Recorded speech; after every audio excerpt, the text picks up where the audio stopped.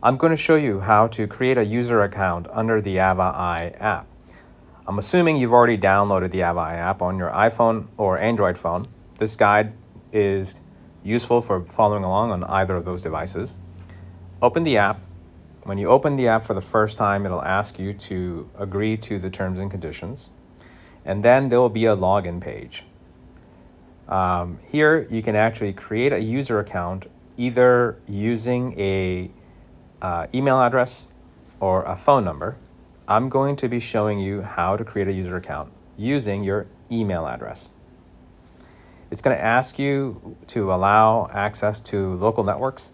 You should allow it because what it will do is make it easier for you to find devices you've purchased that are compatible with the AvaEye app on your local network, as long as they are AvaEye branded products.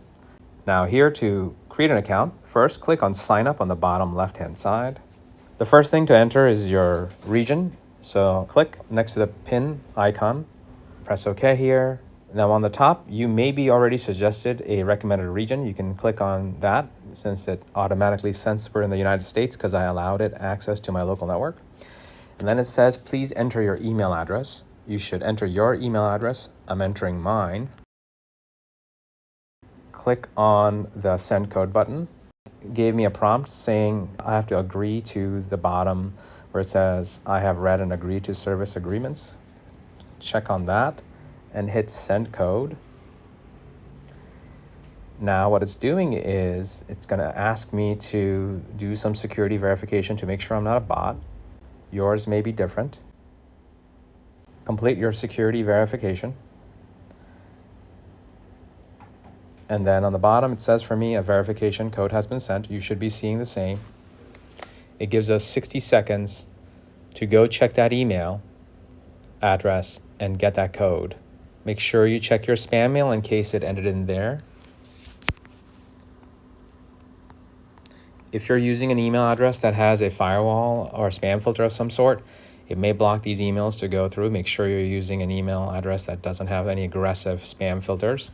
I entered my code and now it's allowing me to choose my password. I'm going to choose my password. I'm going to skip this screen towards the end when I'm done entering my password.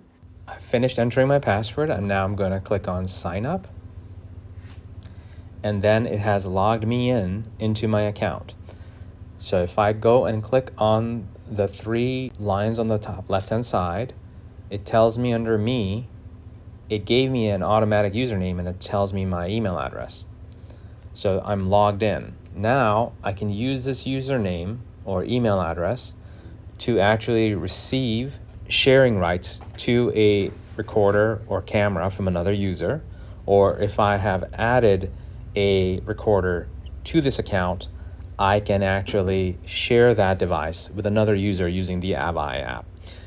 If you decide you no longer need to be logged in, you can go into this setting. Like here, I went under me, and then you can log out and log out. So when you open up the app again, you're not going to see that username anymore. You can log back in. I'm going to log in using my account that I created, my username or email address. I remember my email, so I'll put that in. Once I'm done entering my password, hit login, and it logs me back in. Please be sure to watch the other videos where we show how to use the device sharing option on the AvaEye app. Hopefully you found this video useful. Thanks for watching. If you're watching on YouTube, don't forget to like, comment, and subscribe.